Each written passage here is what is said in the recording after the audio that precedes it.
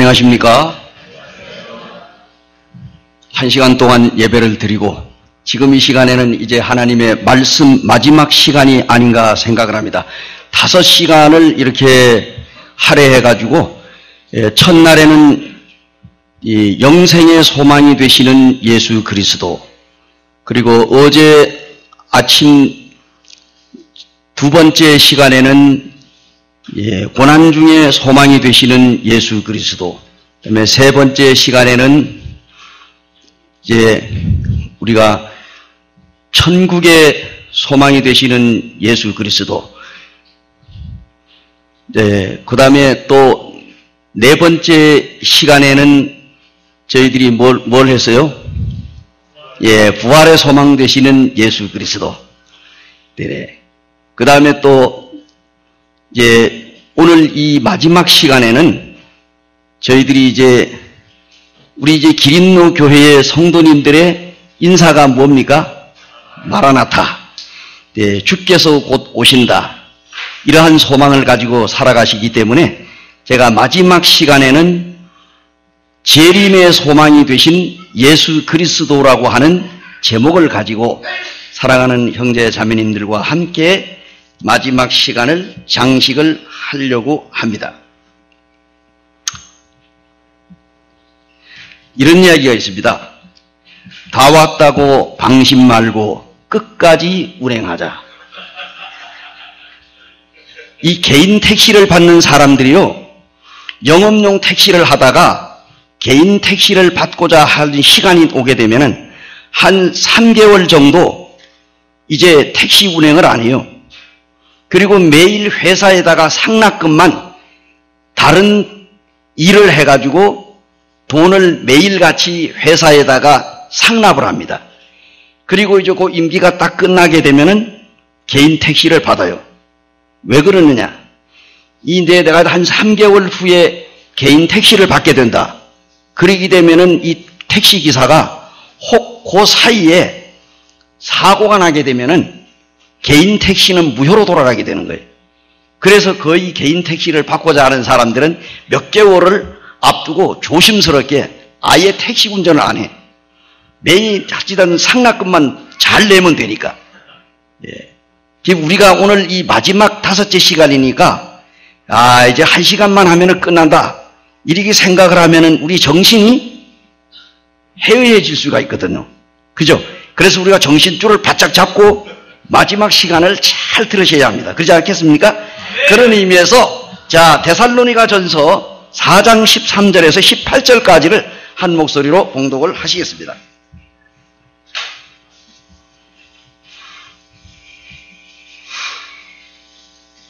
찾으신 줄 아시고 13절로 18절까지 함께 봉독하시겠습니다. 형제들아, 자는 자들에 관하여는 너희가 알지 못함을 우리가 원하지 아니하노니 이는 소망 없는 다른 이와 같이 슬퍼하지 않게 하려 함이라. 우리가 예수께서 죽으셨다가 다시 살아나심을 믿을진대 이와 같이 예수 안에서 자는 자들도 하나님이 그와 함께 데리고 오시리라. 우리가 주의 말씀으로 너희에게 이것을 말하노니 주께서 강림하실 때까지 우리 살아남아 있는 자도 자는 자보다 결단코 앞서지 못하리. 주께서 호령과 천사장의 소리와 하나님의 나팔 소리로 친히 하늘로부터 강림하시리니 그리스도 안에서 죽은 자들이 먼저 일어나고 그 후에 우리 살아남은 자들도 그들과 함께 구름 속으로 끌어올려 공중에서 주를 영접하게 하시리니 그리하여 우리가 항상 주와 함께 있으리라. 그러므로 이러한 말로 서로 위로하라. 감사합니다. 남원에 가게 되면은 아주 유명한 곳이 있습니다. 어디세요? 광활루. 이 남원에 가면은 광활루라고 하는 곳이 있는데 거기에 얽힌 그 이몽룡과 성춘향에 대해서 우리가 너무나 잘 알고 있습니다. 그렇죠? 참 이제 이 대한민국의 고전 연애 소설이라고 할 수 있는 춘향전, 뭐 우리는 구구절절히 말씀을 드리지 않아도 잘 알죠. 그런데 이제 이 춘향이는 그 어머니가 기생 출신입니다. 그렇죠? 월매. 그 월매의 딸이 춘향인데 아주 절세 미인이었습니다. 남원고을에서. 그래서 이제 사또의 아들인 양반 아들 이몽룡이가 자기의 이 종을 데리고 지나가다가 성춘향의 그네 뛰는 모습을 보고 그냥 홀딱 반하는 거죠. 그래가지고 이제 연애를 하기 시작을 해서 이제 연애를 했습니다. 그래가지고 이제 어느 날 이 이몽룡이 아버지 사또가 다른 고을로 가는 바람에 변학도라고 하는 이 변사또가 이제 남원고을에 사또로 왔어요. 이 사또로 와가지고 소문을 들으니까 성춘향이가 절세미인이라고 하는 소식을 듣고 이제 이 변사또가 성춘향이를 수청을 들라고 했습니다. 그런데 이 성춘향이는 이미 누굽니까? 이도령과 사귀고 있고 결혼하기로 약속을 했는데 그때 그 무렵에 이 이몽룡이는 과거 시험을 보러 한양으로 갔습니다. 예, 그래 한양으로 갔고 근데 이 수청을 거절하니까 이 변사또가 이 춘향이를 옥에다 가두었어요. 옥에 가두어 가지고 목칼을 차고 이제 있는데 때마침 그때에 이 변사또의 생일날이 됐습니다. 근데 이제 이몽룡이가 한양에 가서 장원급제를 하고 암행어사가 되어가지고 내려왔는데 남원고을에 내려왔을 때에 거짓골을 하고 일부러 거지 행세를 하고 장모를 찾아갔더니 장모가 보니까 한심스러운 거예요. 자기 딸은 지금 이몽룡이를 기다리다가 감옥에 들어갔는데 이게 지금 장원급제도 못하고 거지가 되어가지고 내려와가지고 밥 한 술 얻어먹겠다고 장모한테 오니 장모가 그냥 막 속이 터지는 거라. 그리고 나서 이제 거기에서 구박을 받고 어디로 갔느냐. 변사또 있는데 가보니까 그날 생일이었어요. 수많은 고을에 있는 사람들 데려다가 놓고 이제 잔치상을 벌이고 있는데 그때 이 거짓골을 한 이몽룡이가 이미 그 주변에다가 포졸들을 다 이렇게 숨겨놓고 그리고 자기는 거짓골로 거기에 들어갔어요. 가가지고 이 변사또에게 자 오늘 사또님의 생일인데 너는 지나가는 거지인데 밥 한 술 얻어먹고 가기를 원합니다. 했더니 사또가 저 거지한테 한 상 차려줘가지고 오늘 좋은 날에 찾아왔으니 먹고 가게 하라. 그래서 거기서 얻어먹었어요. 먹었는데 마침 먹고 나서 그 양반들이 모여가지고 시집기를 노래하는 시를 한 술씩 읊게 하는데 이 이몽룡이가 사또님 저도 한번 이왕에 한 상 얻어먹었으니 저도 양반의 아들인데 제가 시 한 수 읊으면 안 되겠습니까? 그랬더니 너 한번 읊어봐라. 그랬더니 이 이몽룡이가 시를 읊었잖아요. 시를 잘 아시죠, 그죠? 예, 뭐 아는 분들이 많은 것 같아요. 고개 껐덕껐덕 하는 거 보니까. 예, 모르는 분들이 없을 것 같아요. 그런데 금주 미주 천인혈이요 옥반가효 만성고라. 뭐 가성고초 원성고 총누락시 민누락 이러한 시를 지었어요. 그러니까 이제 금주미주 천인혈이라 금술잔에 담긴 술은 천 사람의 피로 된 것이고 또 이게 옥소반에 놓인 안주는 만 백성의 기름으로 된 것이다. 가성고초 원성고 노래소리 높은 곳에 백성의 원한의 소리도 높고 총누락시 민누락 촛눈물 떨어질 때 백성의 눈물도 떨어지더라. 이걸 딱 읊고는 나갔어요. 사또가 들어보니까 보통 괘씸한 게 아니고 자기를 위하여 시를 진 거라. 그래서 저놈을 잡으라고 소리를 질러가지고 그냥 막 이몽룡이를 쫓아가는데 그때의 이몽룡이가 암행어사에 꺼내가지고 마패를 들고 암행어사 출도요 하고 고함을 지르니까 포졸들이 나와가지고 변사또를 체포하고 모든 그 악한 무리들을 잡아갔다. 뭐 이런 얘기가 있어요. 제가 그 이야기를 들으면서 무슨 생각을 해야 되냐. 이몽룡이가 이제 장원급제 해가지고 금의 환향에서 자기 아내가 될 성춘향이를 아내로 맞아 그 아내가 정실 부인이 되어가지고 아이들을 낳고 잘 살았다. 뭐 이런 얘기가 있습니다. 우리 하나님의 아들 우리 주 예수 그리스도, 그분은 우리의 신랑이 되시는 분이고 우리의 구원자가 되시는 분입니다. 그런데 예수 그리스도가 다녀가신 지가 2000년이 넘었습니다. 또 예수 그리스도가 이제 믿는 우리들을 다시 데리러 오신다고 약속을 하고 지금 천국에서 지금 우리가 가서 살게 될 신혼방을 꾸미는데 지금 이제 처소를 마련하고 있는 거예요. 멀지 않아 우리 주 예수 그리스도, 신랑 되시는 예수님께서 신부되는 교회, 오늘날 우리들을 데리러 멀지 않아 공중에 나타나시게 되십니다.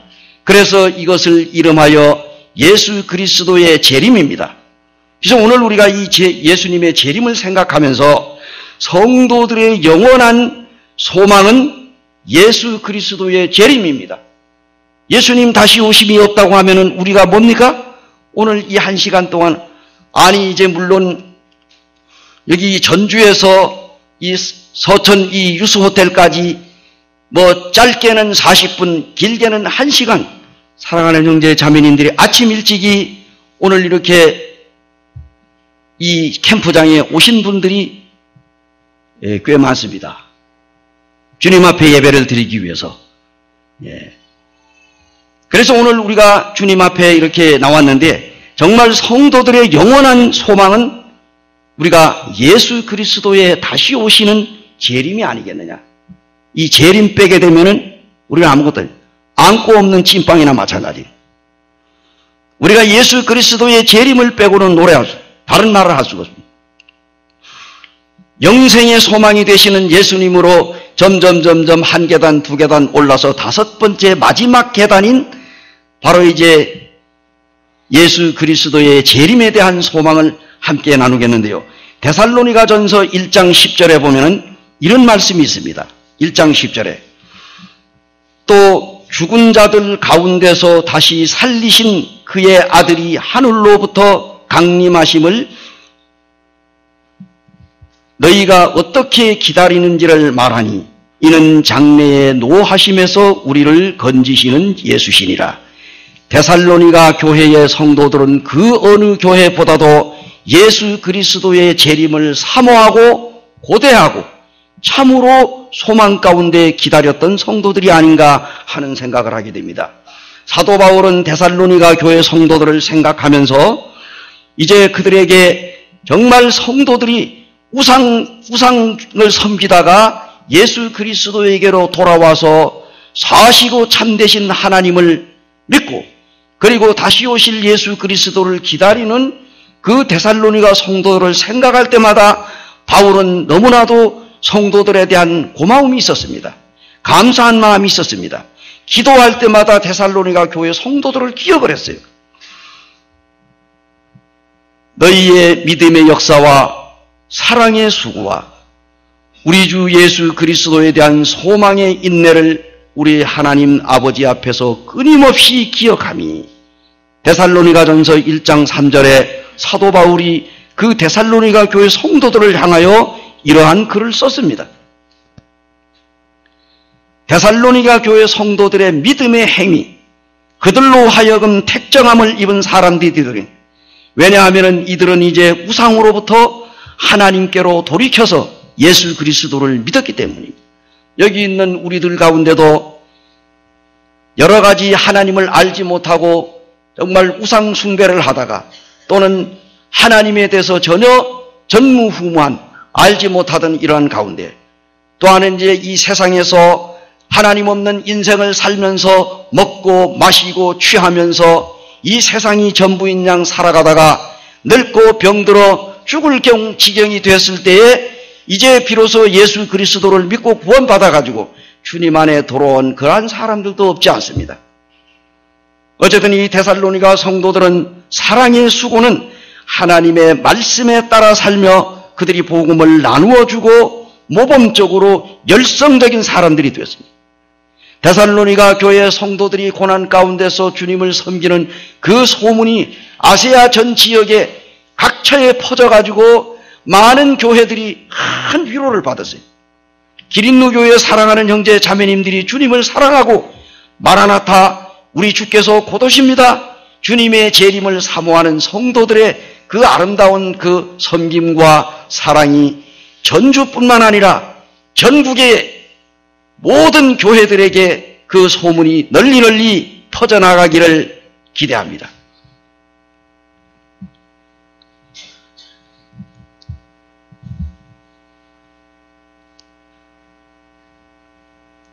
우리 주님은 이제 곧 오십니다. 주님 오실 때가 너무 가까이 왔어요. 언제 우리 주님이 오실지 모릅니다. 오늘날 많은 사람들이 예수 그리스도를 오심을 너무너무 사모하고 빨리 오시기를 고대하다 보니까 오늘날 많은 이단들이 날짜를 정해놓고 주님은 이제 아주 오시려고 생각도 하지 않고 있는데 미리미리 자기들이 그 날짜를 정해놓고 자기들이 원하는 날짜에 오기를 원해가지고 그것들이 전부 다 빗나가고 불발이 되고 이렇게 함으로 인해서 참 요즘에 뭡니까? 1992년 12월 28일 12.8 사건을 압니다. 이 이장림 목사가 이름대로 장님이야. 예. 눈은 떴지만은 그 이름이 장님이야. 예수 그리스도가 그날 오리라고 얼마나 많은 사람들이 가정을 버리고 결혼도 포기하고 직장도 버리고 학교도 그만두고 가정생활도 포기하고 그리고 거리에 나돌면서 그냥 그 재산을 팔아가지고 테이프를 만들어서 지나가는 사람들에게 나누어 주면서 예수님의 재림이 곧 임한다고 해가지고 했는데 그 원하는 그 날짜 밤 12시가 됐을 때 아무런 일도 일어나지 않았어요. 우리나라의 많은 방송국들이 그냥 거기다 카메라를 갖다 대고 12시가 되기를 바랐는데 그냥 11시 10분, 20분, 30분, 50분 해가지고 12시 땡! 했는데 왔어요, 안 왔어요?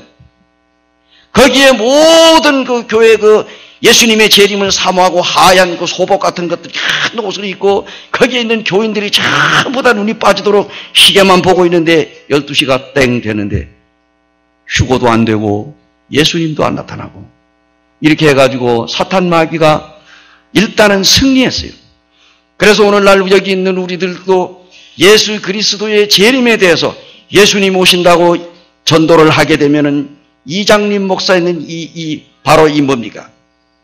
이 사람들에게 다 이제 오해를 받아가지고 이것도 이단으로 낙인이 찍힐까봐 아예 사탄 마귀가 우리 구원받은 성도들의 입을 딱 봉해버렸어요. 재림 얘기하면 이단 소리 들까봐 재림 얘기도 못하는 거예요. 그러니까 지금이야말로 우리가 예수 그리스도의 재림을 외쳐야 할 때가 아니겠습니까? 일본에 가보면은요, 오사카 지역에는 히가시 스미요시라고 하는 교회가 있는데, 거기에 가보니까 또 이 이즈미 교회인데, 이 예수님의 재림을 얼마나 사모하는지, 한때 거기에 예수님의 재림의 복음을 전해가지고 많은 성도들이, 지금도 예수님의 재림을 전하면서 그 교회들은 다 100명이 넘어.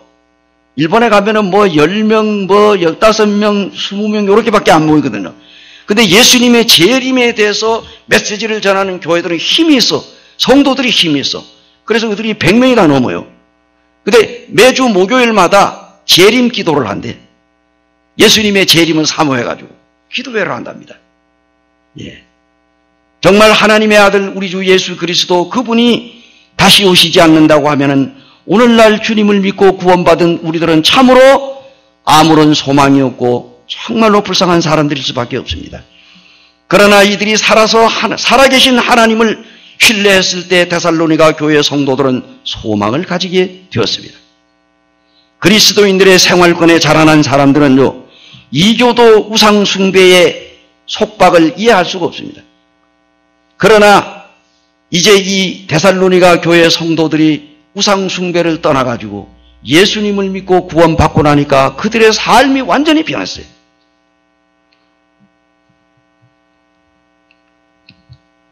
교회는 살아계신 하나님의 교회입니다. 디모데전서 3장 15절에 나왔듯이 이 교회는 살아계신 하나님의 성전이, 그러므로 예수 그리스도님은 교회를 위하여 하나님은 살아계신 하나님의 도성을 준비하고 있습니다. 예수 그리스도의 재림은 우리가 아는 대로 두 가지입니다. 첫 번째, 예수님이 유다 베들레헴에 탄생했을 때는 초림입니다. 그러나 이제 예수님이 하늘로 올라가신 이후에 다시 오신다고 약속을 한 것은 두 가지가 있는데, 첫 번째는 우리가 공중재림이라 이렇게 말하고 있죠. 공중재림. 공중재림은 말 그대로 예수님이 공중에 오시는 거예요. 그래서 예수님이 공중에 나타나게 될 때는 예수님을 믿고 구원받은 성도들 이외에는 아무도 모릅니다. 그렇죠? 예. 하나님을 믿지 않는 사람들은 예수님의 공중재림을 볼 수가 없어요. 그리고 예수님이 공중에 딱 나타나는 거예요. 마중 나오시는 거예요. 그 다음에 우리 예수님을 믿고 구원받은 우리 지상에 있는 모든 성도들, 아니 이제 주님의 재림을 기다리다가 이미 먼저 잠들어 있는 성도들, 그들이 이제 무덤이 터지면서 그들이 이제 육신이 살아나와 가지고 죽지 않고 썩지 않고 쇠하지 않은 몸으로, 부활의 몸으로 그들이 이제 살아나게 될 것입니다. 그래야 그들이 먼저 살아나고 그 다음에 이제 우리 살아있는 자들이 또 주님 앞에 올라가게 되는데, 이것을 가리켜서 일명 휴거라고 이야기하고 있습니다. 이 두 번째는 이제 우리 공중으로 휴거된 사랑하는 성도들이 공중으로 휴거가 된 이후에 이 지상에는 7년이라고 하는 7년 대환란이 일어나게 됩니다. 그래서 환란의 전반전과 후반전이 있습니다. 7년 대환란이 7년 기간에 걸쳐 이 끝나게 되면은 이제 우리가 요한계시록 19장에 기록된 대로 이제 예수 그리스도가 공중에서 이제 수많은 이제 모든 성도들을 데리고 지상으로 재림을 하게 되십니다. 그래서 첫 번째 재림이 공중 재림이고 두 번째 재림이 지상 재림입니다. 지상 재림하여 가지고 이제 천년 왕국에 들어갑니다. 우리가 요한계시록에 1장부터 3장까지는 교회가 나옵니다. 4장에서 이제 사도 요한이 불리워 올라갑니다. 그래서 이제 이 교회는 더 이상 보이지 않습니다. 4장서 19장까지는 환란 기간으로 들어갑니다.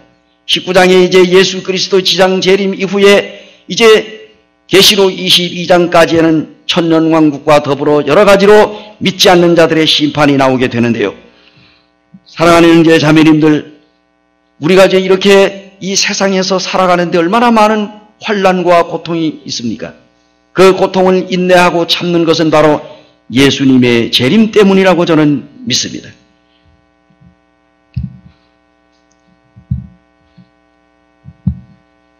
요한계시록 22장 20절을 한번 보시겠습니다.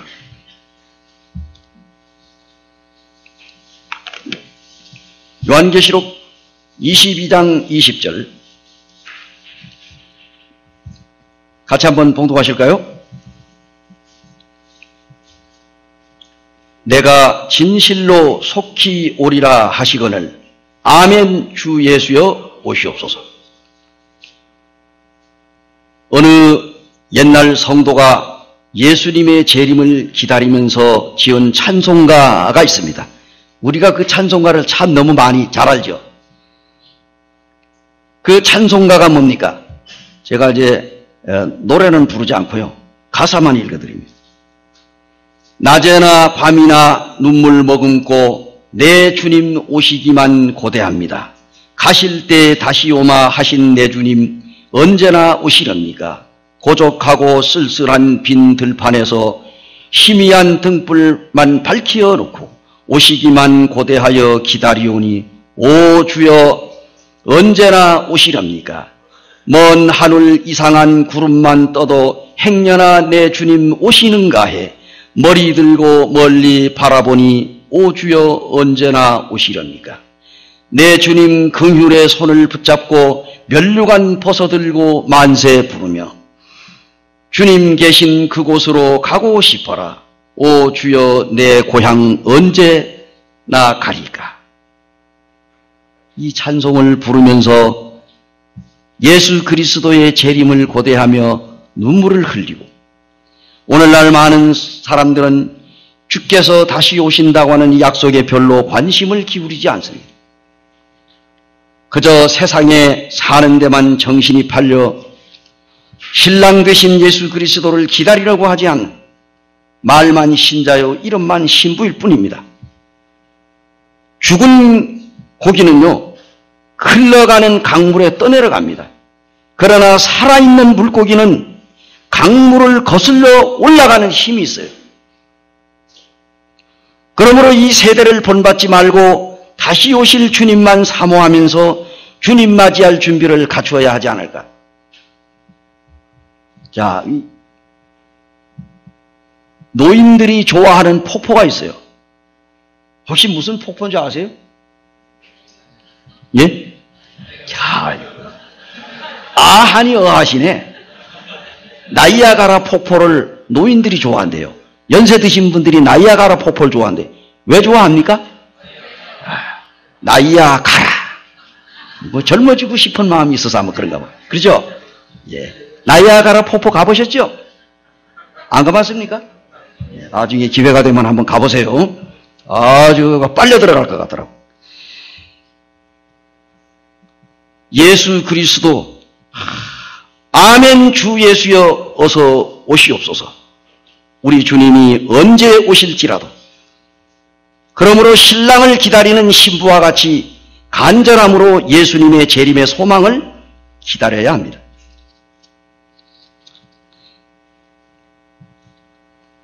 우리가 조금 전에 떡과 잔을 먹고 마셨죠. 식구들이 많다가 보니까 떡을 떼고 잔을 나누어 가지고 하는데 굉장히 시간이 많이 걸리잖아요. 그죠? 예, 이게 얼마나 좋은 일이에요. 자, 예수님의 공생의 기간 중간에 예수 그리스도는 포도주로 시작을 해서 뭘로 끝났어요? 포도주로 끝났어요. 성경에 보면은 포도주로 시작을 해서 포도주로 끝났어요. 무슨 얘기인지 이해가 되시죠? 우리 예수님께서 첫 번째 기적을 무엇로 베풀었어요? 포도주 사건입니다. 그런데 예수님이 끌려가기 전에, 잡혀가기 전에 예수님이 마지막에 사랑하는 제자들과 함께 뭘 나누었어? 포도주를 나누었어요. 그렇죠?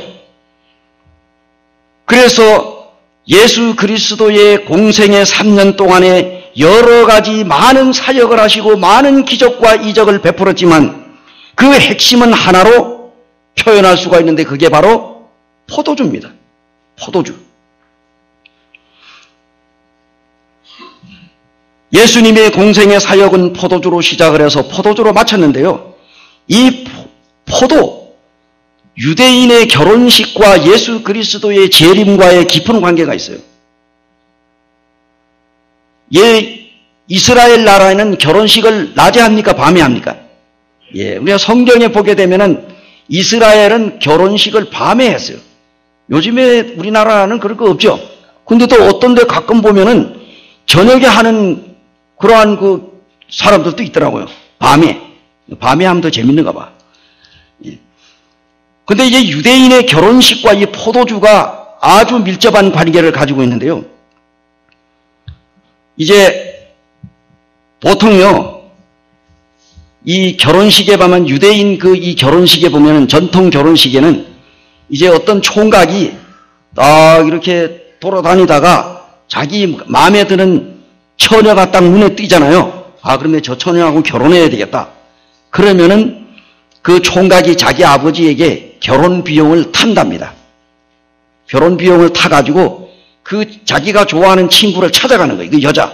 신부집에 가가지고 일주일 동안을 머물면서 동네의 모든 일가 친척들, 모든 이웃 사람들을 다 모아놓고 거기에서 술잔치를 벌이는 거예요. 잔치를 벌이는데 얼마를 벌인다고? 일주일 동안. 일주일 동안 잔치를 벌려. 그러면 그 신부가 예비 신랑을 관찰을 하는 거예요. 저거 정말로 저 남자하고 저거 살아가지고 내가 일생을 살 수 있을까? 하나하나 일주일 동안을 그 행동과 그 모든 말하는 것, 이러한 것들을 관찰을 해. 그래서 이제 마지막 일주일에 잔치가 끝나는 때에 무엇으로 결정을 하느냐?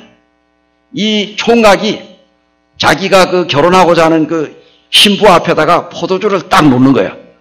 따라가지고. 따라서 딱 놓으면은 신부가 그 포도주를 보고 쳐다도 안 봐. 안 마셔. 그러면 어떻게 되겠어요?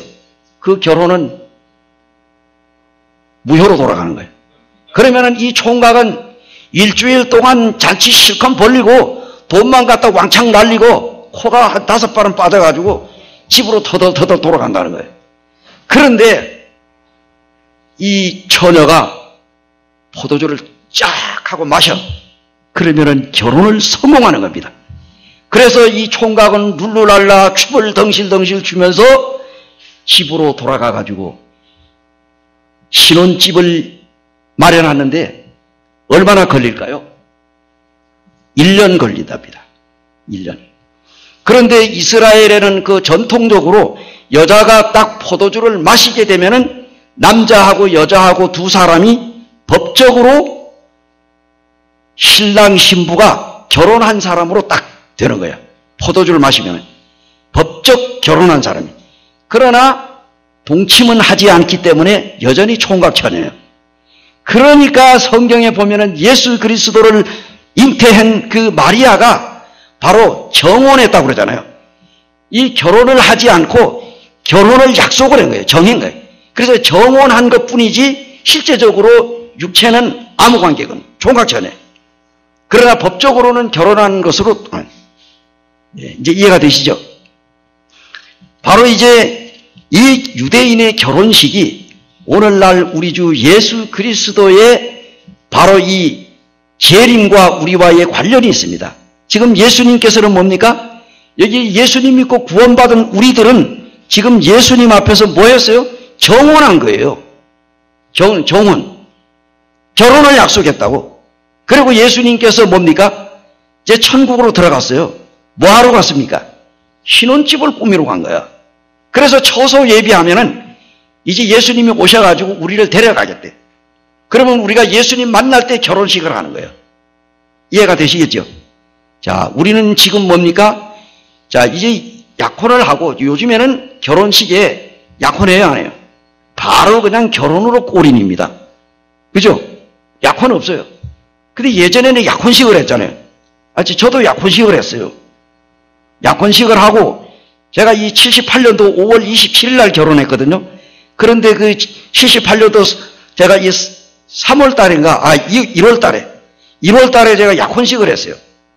약혼식을 하고 5월 달에 제가 결혼식을 했거든요. 이 약혼식을 한 사람이 결혼을 앞두고 어떻게 하겠어요?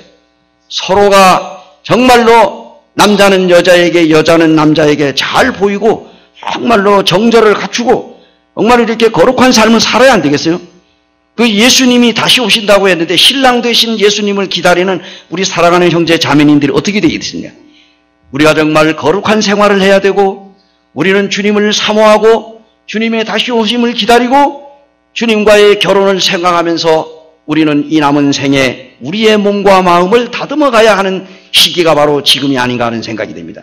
이제 우리 주님이 곧 오시게 되는데 그 오시는 주님을 사모하면서 우리의 남은 인생을 주님 앞에 잘 이렇게 거룩한 삶으로. 데살로니가 교회의 성도들이요, 당시에 예수님이 곧 오신다고 해가지고 일도 안 하고 막 예수님 곧 오시는데 돈 벌어서 뭐하냐? 시집원 가서 뭐하냐? 장가는 가서 뭐하냐? 예수님 곧 오셔. 적금도 들 필요 없어. 의료 보험은 뭐하러 들어? 당시에 데살로니가 교회 성도들은 일하지 않았어요. 그래가지고 문제가 생겼어요. 데살로니가 교회 성도들 시대에 예수님 오셨어요? 안 오셨어요? 안 왔어요.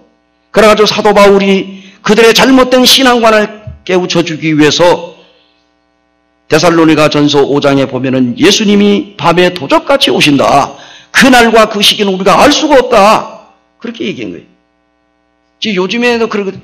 제가 예수님 믿고 구원받았을 때도 70년도 그 중반에 예수님 곧 오신대. 그래가지고 적금 뭐하냐? 적금 들었다가 적금, 저는 뭐 적금 들 돈도 없었지만 막 적금 해제하고요. 그리고 뭐 애들은 나와서 뭐하냐? 애들 나와봐야 이거 저 구원도 못 받고 이거 지옥 갈 텐데 이렇게 해가지고 우리가 1988년에 올림픽이 있었는데 88 올림픽을 볼 것이냐? 봤어요? 안 봤어요? 봤어요. 주님이 오셨어요? 안 오셨어요? 안 오셨어요. 그래가지고 또 아이들 하나둘 낳고 물론 이제 국가정책 때문에 그런 것도 있지만은 성도들 가운데 애 뭐하러 낳느냐? 하나만 낳아라. 이렇게 해가지고 이 교회 안에 그런 일이 많았어요. 그런데 주님은 오시지 않았습니다. 오늘날 우리 사랑하는 형제 자매님들, 여기 있는 우리 성도들 중에 우리 젊은 결혼하지 않은 형제 자매들 있으면 우리 결혼해야 됩니다. 물론 하나님의 특별한 계시가 있어가지고 결혼 안 하고 주님을 홀로 섬기기 원하는 사람도 그렇게 해야 되겠죠. 그렇지만 결혼하는 것이 하나님의 뜻이 아니겠어요? 생육하고 번성하고 땅에 충만하고 땅을 다스리고 이런 얘기를 했잖아요. 결혼해가지고 아들 딸 낳고 그리고 이제 부모에게 효도하고 얼마나 좋은 겁니까? 그래서 주님 오실 때까지 우리는 열심히 주님을 섬기는 거예요. 주님이 오시는 그날까지 우리 일상생활이 여전히 현재의 생활과 가지고 꾸준하게 하시기 바랍니다. 예. 그러므로 성도들의 영원한 소망 되시는 예수님은 성경대로 오십니다. 성경대로.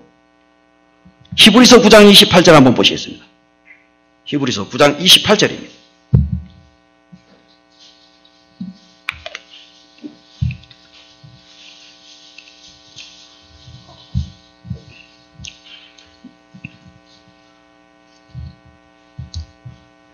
함께 같이 봉독하실까요?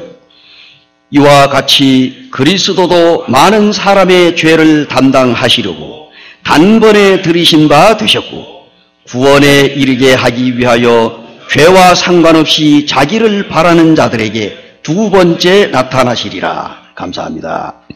우리 주 예수 그리스도는 성경의 예언대로 반드시 재림하십니다. 세상에는 예수 그리스도의 재림을 무시하고 부정하는 사람들이 있지만 그러나 하나님의 말씀인 성경은 부활하시고 승천하신 우리 주 예수님 재림하신다는 사실을 분명히 가르쳐주고 있습니다.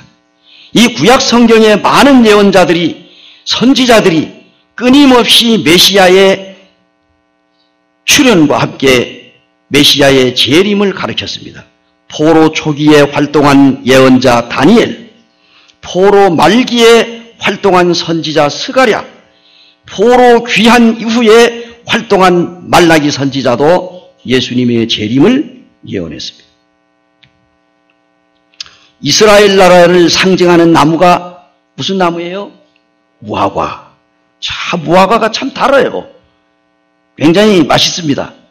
전라남도 지역의 목포 저쪽으로 해남 저쪽으로 가면은 가을이 되게 되면은 도로변에다가 무화과를 복숭아 사과 팔듯이 쫙 놓고 팔잖아요. 그죠? 자, 그래서 그거 얼마나 달고 맛있습니까?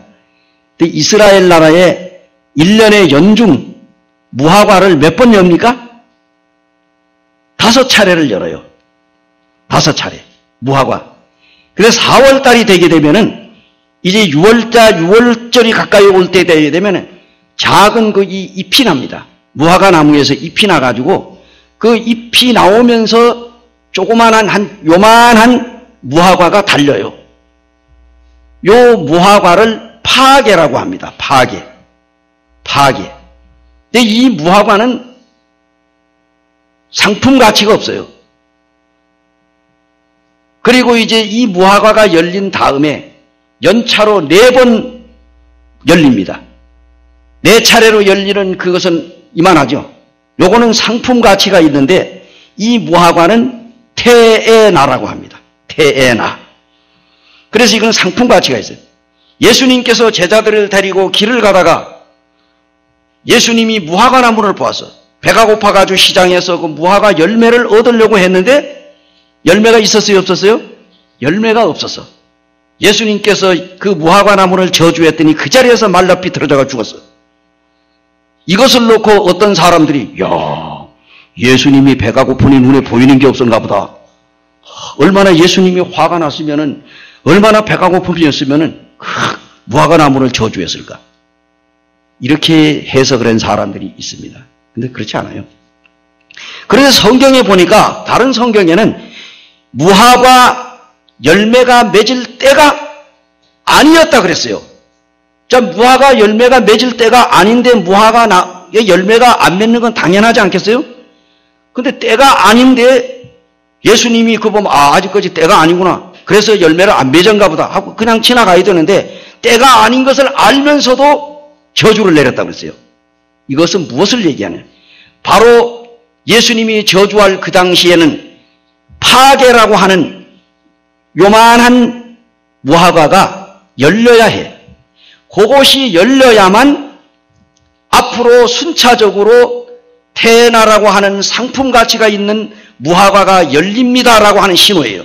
그래서 그 파괴라고 하는 무화과가 안 열리면은 그 나무는 열매를 안 맺어. 그래서 예수님께서 저주한 거예요. 예수님이 잘못된 게 아니죠? 너희도 이와 같이 열매를 맺지 않으면 어떻게 돼? 하나님 앞에서 그건 구원을 잃는 거라는 말은 아닙니다. 어쨌든 그래서 성경에 보면 예수님께서 이제 무화과 나무가 잎이 연해지고 그다음에 싹이 나고 이렇게 하게 되면은 여름이 가까운 줄 알라. 이것은 무엇을 얘기해요? 무화과는 예수 그리스도가 이제 다시 오시는 이스라엘의 회복과 이제 주님의 재림과 관련이 있습니다. 이제 성도들은 영원한 소망 되시는 예수 그리스도 이 성경대로 오시는데 정말 이제 이들은 예수 그리스도의 초림 훨씬 이전에 즉 짧게는 400년 전에 길게는 550년 전에 예수 그리스도의 초림과 함께 그리스도의 재림을 명확하게 성경에서 예언을 해주고 있다는 얘기입니다.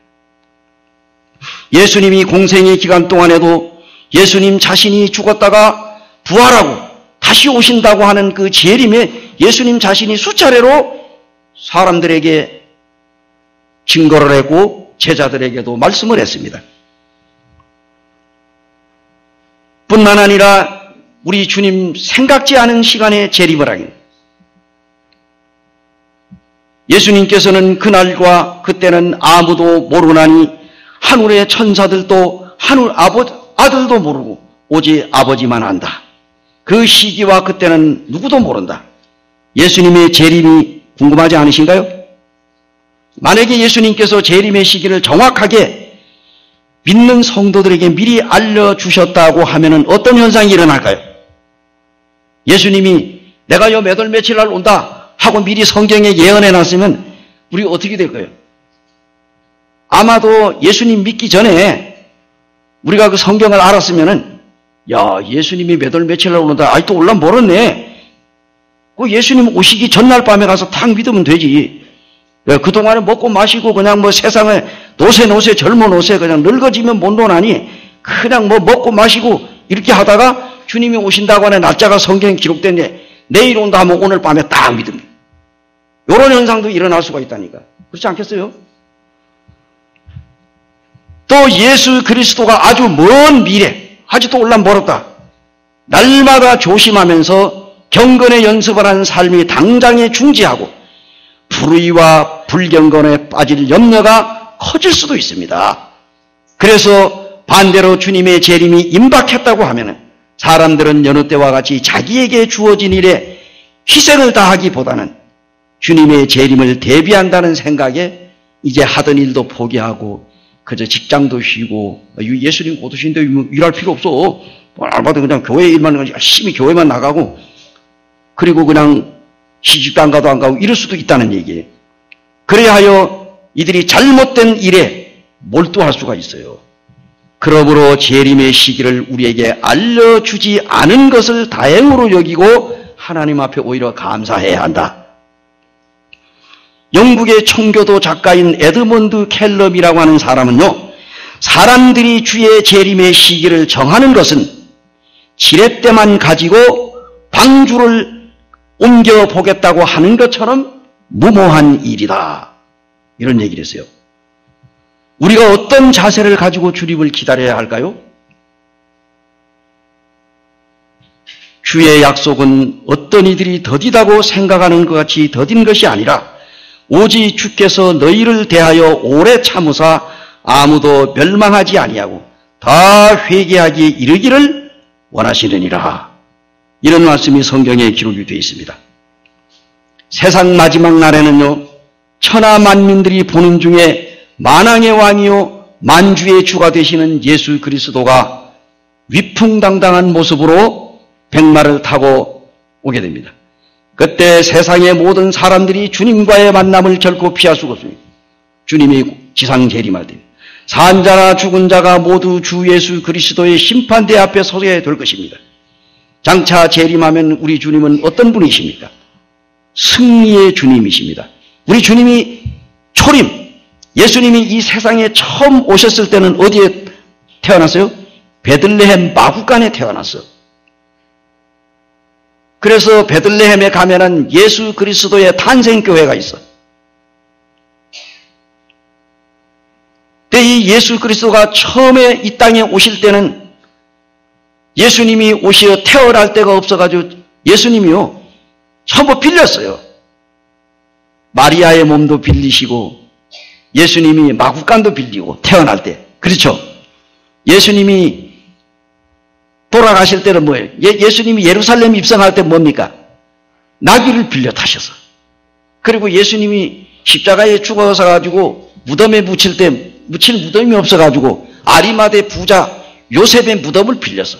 그 예수님은 전부 빌려가지고 인생을 사시다가 갔어요. 그런데 예수님은 정말로 초림은 초라했습니다. 정말 볼품 없어요. 마구간에 태어났어요. 마구간에 태어나신 분이 있습니까? 아무리 우리가 요즘에는 뭐 집에서 안 태어나면 다 뭡니까? 병원에서 다 태어나잖아요. 그죠? 근데 이 예수님은 마구간에서 태어났어요. 말들이 먹고 자는 그 배설물, 그 냄새나는 거기에 태어납니다. 그런데 예수님이 재림하시게 될 때, 예수님이 지상 재림하게 될 때는 백마를 타고 철장을 들고 만왕의 왕이요 만주의 주로서 세상을 심판할 권세를 가지고 예수님께서 위풍당당하게 우리 주님이 오신다는 얘기예요. 주님이 처음에 오셨을 때는 구원자로 오셨어. 그러나 예수님이 두 번째 이제 공중재림하시고 지상재림하실 때 예수님께서는 심판의 주로 오신다. 내가 하늘이 열린 것을 보니 보라 백마와 그것을 탄 자가 있으니 백마는 전쟁에서 승리를 상징하는 것입니다. 주님께서 승리자로서 그의 원수들을 발 아래 무릎을 꿇게 하시고 저희를 철장으로 다스리게 될 것입니다. 장차 승리의 주님께서 오시는데 그날에는 주님께서 우리의 원수들을 모두 우리 앞에 무릎을 꿇게 하실 것입니다. 우리가 복음 전할 때 우리를 핍박하고 박해하고 우리에게 고난을 주고 애매하게 우리를 못살게 굴었던 사람들, 주님 앞에서 분명한 심판을 받게 될 것입니다.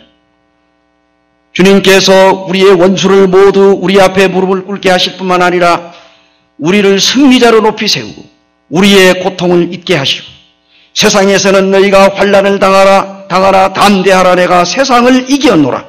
요한복음 16장 33절에 기록을 했습니다. 사랑하는 형제 자매님들, 주님 섬기는데 고달프시지요? 얼마나 어려움이 많으십니까? 지금 여기 앉아가지고 예배를 드리고 말씀을 들어도 지금 이제 여러 가지 또 생각이 많이 있을 수 있습니다. 내가 이제 여기에 캠프장에 있을 때는 좋은데 캠프장에서 떠나 돌아가게 되면은 또 우리에게 태산 같은 걱정이 있을 수 있습니다. 그러나 성도들을 데리러 오시는 예수님을 소망 중에 참고 기다리자. 한번 따라해보세요. 성도들을 데리러 오시는 예수님을 소망 중에 참고 기다리자. 자, 인내는 쓰나 열매는 달다. 자, 우리가 이 참는 거 쉬워요, 어려워요? 요거 정말로 보통 어려운 게 아닙니다. 이 참는다는 것. 우리가 너무 많이 참아가지고 화병 생기지 않았습니까? 우리 성도들이 너무 많이 참아가지고 화병도 생기고 우라병도 생기고 막 속이 막 불이 막 나는 거예요. 그렇죠? 베드로후서 3장에 보면은요, 너희가 어떠한 사람이 되어야 마땅하냐? 거룩한 행실과 경건함으로 하나님의 날이 임하기를 바라보고 간절히 사모하라. 베드로후서 3장에는요, 그러므로 사랑하는 자들아, 너희가 이것을 바라보나니 주 앞에서 점도 없고 흠도 없이 평강 가운데 나타나기를 힘쓰라. 사도 베드로는 인내로 참고 우리 주님의 다시 오심을 사모하며 기다리라고 했습니다. 이 기다린다고 하는 것은 인내를 가지라는 의미입니다. 예수님을 가장 사랑한 제자는 누굽니까? 예? 예수님을 가장 사랑한 제자. 요한. 또. 예. 예수님을 가장 사랑한 제자는 베드로. 또 반대로 예수님이 가장 사랑한 제자 요한. 사도 요한은 예수님이 가장 사랑했고 또 예수님을 가장 사랑한 제자는 베드로입니다. 그렇죠? 베드로가 뭐라고 그랬어요? 예수님이 십자가에 죽는다고 하니까 예수님 죽지 말라고 했어요. 왜 죽지 말라고 했어요? 베드로는 진심으로 예수님을 사랑하는 마음이 있었어요. 근데 예수님께서 뭐라고 그랬습니까? 베드로를 보고 사탄아 물러가라. 너는 하나님의 일은 생각하지 않고 사람의 일만 생각한다. 그거 사탄이라고 그랬어요. 그 베드로 자신이 사탄이 아니고 베드로의 마음에 사탄이 역사인 거예요. 만약에 우리가 여기 있는 우리 형제 자매님들이 어떤 장로 형제님이 사탄아 물러가라. 그럼 당장 교회 안 나오게. 그렇지 않겠어요? 예. 요걸 잘 새겨둔 사람은 내 속에 사탄이 들어가서 역사를 했구나. 이거 빨리 깨닫지만은 나보고 사탄이라고 했다고 그냥 동네방네 또 교회마다 또 막 소문내요. 장로님이 그럴 수가 있느냐고. 그렇게 할 거예요. 그죠? 베드로가 그 말 듣고 나가 떨어지지 않았어요. 베드로는 정말로 주님 사랑했습니다. 베드로는 주님 죽는데 같이 간다고 그랬어요. 같이 죽는다고 그랬어요. 베드로의 신앙은 한때 하늘 높은 줄 모르고 올라갔어요. 그러다가 어느 날에는 또 꼴짝 믿음이 뚝 떨어졌어요. 베드로의 믿음이 올라갔다 내려갔다 파도 타기를 하면서 베드로가 주님 죽으셨다 부활하신 이후에 베드로가 주님의 부활을 목격하고 그는 정말 주님의 부활의 복음을 증거하면서 그의 남은 일생을 주님을 위해 살았습니다. 오늘날 여기 있는 사랑하는 형제 자매님들, 우리 주님께서 얼마나 사랑하십니까? 누구는 사랑하고 누구는 안 사랑하는 것이 아니라 우리 여기 있는 모두를 사랑하기 때문에 주님 구원해 주셨어요. 구약 성경에는 메시아가 이 땅에 오실 것이라고 하는 것이 예수 그리스도 탄생이 몇 번이나 나왔을까? 456회나 나왔어요. 456회. 이 예언대로 예수 그리스도가 인간의 몸을 입으시고 2000년 전에 이 땅에 오셨는데 그리스도인들을 바로 이 죄인들을 위하여 구원의 사역을 이뤘습니다. 그런데 예수님께서 사망의 권세를 이기시고 부활 승천해가지고 우리 주님이 성도들에게 다시 오시겠다고 약속을 했는데 이런 주님의 재림에 관하여 구약 성경에서 1200회, 1200번이나 예수님의 재림을 약속했어요. 그러면 신약 성경에는 얼마나 얘기했을까? 318번. 총 1518번을 성경에서 예수님이 다시 온다 하고 약속을 했습니다. 성경의 각 구절에 25절, 25절마다 한 번꼴로 주님의 재림을 신약 성경에서 약속을 했습니다. 성경에 32,500번이 여기에 있는 하나님의 약속을 성경에 나와 있어요. 그런데 이제 마지막 예수 그리스도가 오신다고 하는 요 재림의 약속만 남아 있습니다. 지금까지 한치의 오차도 없이 약속을 이루어 주신 신실하신 하나님께서 반드시 주님의 재림에 관한 약속도 이루어 주신다는 말입니다. 그러니 이제 형제 자매님들, 우리 주님 곧 오셔요. 여기 연세 들어가지고 참 힘도 없고 다리 힘도 없고 허리도 아프고 빨리 끝냈으면 좋겠죠. 주님 섬기는데 얼마나 고달픕니까? 그러나 이제 우리 주님 곧 오십니다. 일생 동안 자녀들을 낳아가지고 기르면서 가르치고 시집장가 보내고 정말 어려운 가운데서 이렇게 어려운 시절을 살아오신 우리 어르신들, 여기 있는 우리 모친 부친님들, 그리고 또 이 젊은 세대들, 정말 우리가 이제 먹고 살만한 이 대한민국에 참으로 선진국 대열에 접어들었습니다. 우리가 요즘에는 먹기 싫어서 못 먹지, 먹을 것이 없어가지고 못 먹는 게 아니에요. 옛날에는 굶어 죽었지만 요즘에는 너무 많이 먹어서 죽었어요. 그런 시대에 우리가 살고 있습니다. 정말로 복받은 것입니다. 깨어 믿음을 굳게 지켜야 합니다. 주님이 언제 오실지 모르기 때문에. 그날과 그때는 아무도 모르나니 하늘의 천사들도 아들도 모르고 오직 아버지만 안다. 그러므로 우리가 주님의 재림을 잘 준비하려면 항상 영적으로 깨어 있어야 돼. 깨어 있어요. 또 깨어 있으라니까 잠도 안 자고 또 날밤 새우면 안 되고요. 우리가 영적으로 깨어 있어요. 육신의 잠은 자야 됩니다. 잠 안 자면 큰일 나요. 잠 안 자면 죽어요. 잠 안 오는 거죠. 불면증에 걸려봐. 얼마나 고달. 그렇죠, 그죠? 잠 잘 주무시고. 자, 네, 우리 주님의 재림이 늦은 줄로 생각하지만은 그러나 그렇지 않습니다. 우리 주님이 곧 오십니다. 정말 여기 이 성경에 나와 있는 이 구구절절이 이 주님의 재림을 다 필설로 말할 수가 없어요. 거룩한 생활에 힘써야 합니다. 성경에 보면은 내가 거룩하니 너희도 거룩할지어다. 거룩. 우리 사랑하는 형제 자매님들, 정말로 이 기린노 교회에 제가 몇 번째 왔습니까? 제가 두 번째. 그죠? 첫 번째는 복음 집회로 한번 왔고, 수년 전에. 그리고 이번에 이 캠프에 이 부족한 자를 불러주셔가지고, 미국 전국에 유명한 네노라고 한 강사들도 많은데, 뭐 아무것도 아닌 이러한 형제를 불러주셨어요. 정말로 주님이 사랑을 입은 자로서 정말 하나님 앞에 감사를 드립니다. 주님의 재림을 잘 준비하기 위해서는 깨어서 말씀을 가지고 충성된 일꾼이 돼. 우리 여기 있는 형제 자매님들, 우리 다 한 사람 한 사람이 하나님 앞에 다 귀한 그릇들이에요. 우리 모두가 하나님으로부터 받은 은사들이 있어요. 은사가 뭡니까? 카리스마. 바로 이 우리 성도들이 예수님 믿고 구원받는 순간에 하나님께서 우리에게 은사를 주셨어. 복음 전하는 은사, 말씀 전하는 은사, 뭐 섬기는 은사, 봉사하고 하는 이러한 그 은사, 그 은사대로 열심히 일하세요. 은사대로 주님을 섬기면은 교회가 문제가 없어. 장로를 세우는 문제도 일본에 가니까 장로가 되기 위해서 손님 접대를 잘한대. 손님 접대를 잘해야 된대. 그래가지고 막 서로 모시려고 그래. 우리 집에 오세요. 그래가지고 이 섬기는 일을 잘해야 된대. 어쨌든 교회 안에서 우리의 은사에 따라서 내가 지금 믿음 안에 40년 되는데 50년 되는데 저 형제는 장로가 되고 나는 뭐 집사도 안 되고 기분 나쁘다. 이렇게 해가지고 반란을 일으키면 안 되겠죠. 예, 조선 시대의 인조 반정을 아시지만은 광해군을 몰아내고 광해군의 배다른 동생 인조를 갖다가 왕위에 세워가지고 이괄이라고 하는 사람이 자기가 1등 공신이 될 줄 알았는데 2등 공신이 돼가지고 성질 나가지고 기분 나쁘다고 그때 가서 이제 병자호란도 일으키고 뭐 여러 가지 이 중국의 청태종을 불러가지고 와서 전쟁을 일으키고 얼마나 그 나쁜 짓을 했어요. 이러면 안 된다. 이게 교회 안에서 절대 이런 게 있어서는 안 돼요. 정말로 주 예수 그리스도의 재림을 참 사모하고 내가 받은 은사대로 거저 주님 섬기면은 주님께서 언젠가 나를 사용하시게 될 것입니다. 우리 주님이 오시기까지 죄에 대하여 자신을 거룩한 구별한 삶을 살기.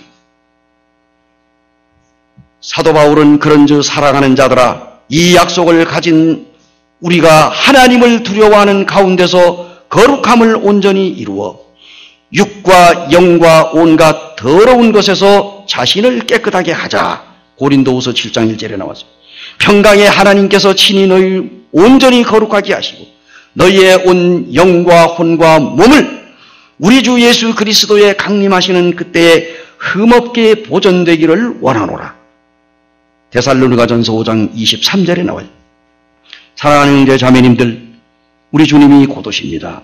소망 중에 즐거워하시고 인내를 가지고 주님을 기다리는 사랑하는 형제 자매님들이 되기를 원하며 주님 오실 때 우리 함께 주님으로부터 부름받고 천국 가기를 원하며 나중에 또 주님이 허락하시면 다시 만나는 그날까지 사랑하는 형제 자매님들 주님 안에서 기도하시고 계획하는 것들이 이루어지기를 소망하면서 이상으로 말씀을 마치고 잠깐 기도하겠습니다. 은혜로우시고 고마우신 아버지 하나님,